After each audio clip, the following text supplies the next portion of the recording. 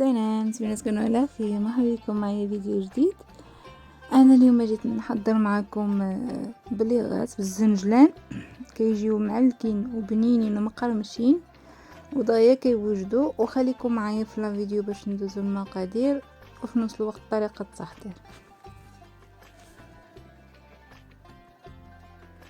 بسم الله. عندنا هنا جوج لايب ديال الزنجلان ما يكونش محمص، معلقه كبيره ديال النافع تكون مطحونه، معلقه كبيره ديال القرفه، عندنا هنا 3 المعالق كبيرين ديال الزبده مذوبه، وجوج معالق من الزيت النباتيه معالق كبيرين. عندنا هنا الملحه 800 غرام ماء زهر، وجوج لايف ديال الدقيق. ندوزو لطريقه التحضير. غندير هنايا الزنجلان على الطحين، قرفه. بالنسبه للمقادير غنخليها لكم في صندوق الوصف. النافع، عندنا هنا الملحه، ساشيه ديال خميره الحلويات من فئه 8 غرام. صافي كنخلطوا النواشف مع بعضها بهذه الطريقه هيدا كيف ما كتشوفوا معايا.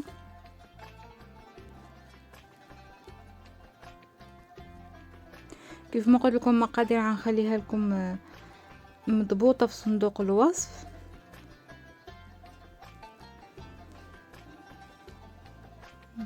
كنخلطوا النواشف مع بعضياتهم مزيان حتى كينسجموا. من بعد غنضيفوا هنايا الزبده والزيت. الزبده اللي قلت لكم 3 المعالق مذوبين يكونوا معالق كبار، وزيت 2 معالق.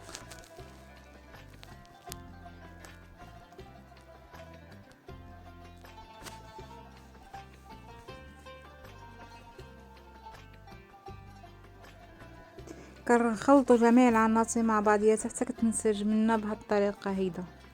كندخلوا فيهم داك الزبده والزيت في النواشف.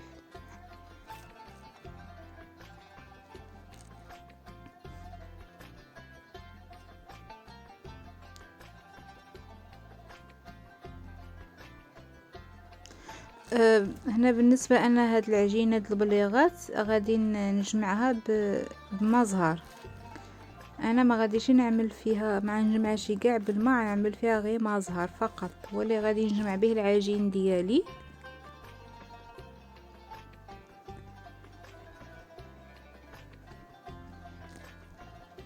غادي نستمر هيدا حتى غادي نجمع العجينه كامله وتشوفوا معايا القوام اللي خصنا نحصلوا عليه.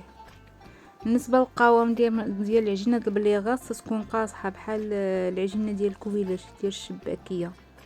كما كتشوفوا معايا انا هنايا جمعت العجينه وكندلكها مزيان، حتى هي خصها تدلك مزيان حتى كتعطيكم الطول.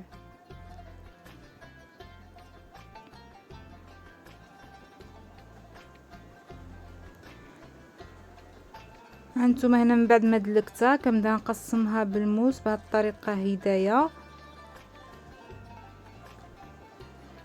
من بعد كنبدا نقولب في العجين ديالي بهذه الطريقه كيف ما كتشوفوا معايا في الفيديو. كنحطوها في بلاستيكه، كنستمروا هيدا حتى كنعدلوا العجين كامل في البلاستيك بهذه الطريقه هيدا.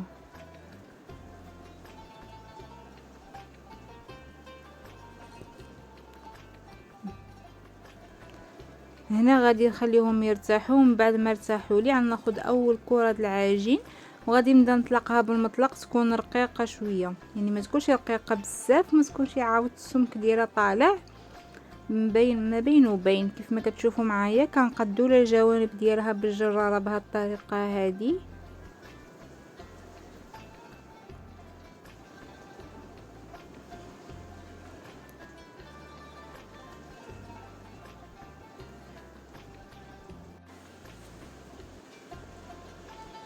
صافي كنحيدو داك الجوانب اللي قطعناهم بالجراره بهذه الطريقه كيف ما كتشوفوا معايا.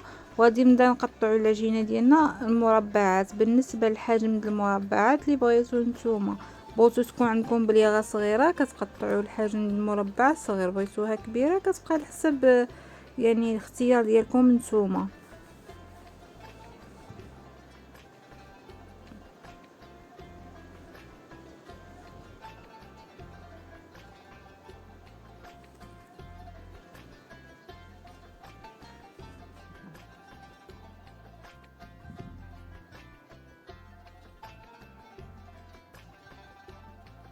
هنا كيف ما كتشوفوا معايا قطعتهم مربعات كاملين بهذه الطريقه هيدا.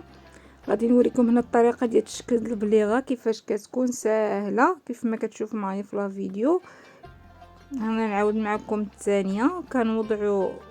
كنهزوا العجين ديالنا وكنوضعوا الاصبع ديالنا في الوسط وكنتنيو هيدا صافي. طريقه ساهله. غنسمر هيدا حتى غادي نعمر لاطه ديالي كيف ما كتشوفوا، ومن بعد غادي ندوزو باش نقليوها. هانتوما كتشوفوا اللاطه من بعد ما عمرتها كامل ونشفوا معانا، غادي ندوزو لمرحله القلي.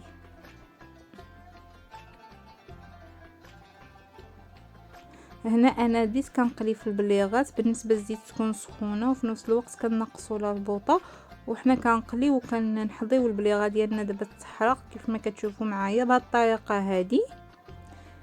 من بعد انا عندي هنايا العسل تكون بارده وكندير معاها ما زهر وكنبدا نحط فيها داك البليغات ديالي سخونين باش يشربوا لي العسل. دابا انا غادي نحيد الدفعه الاولى من العسل باش نحط الدفعه الثانيه اللي عندي كتقلى نحطها في العسل حتى هي. غادي نستمر هكا وخليكم معايا تندوزو للطابق الشكل النهائي.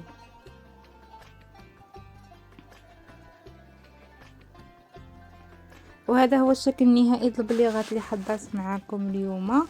كيجيو يعني كيف ما شفتوا معايا ساهلين في المقادير وكيجيو معلكين وبنينين وشاربين العسل. وكنتمنى ان اعجابكم هذا الفيديو. الى فيديو قادم ان شاء الله وبالصحه والراحه.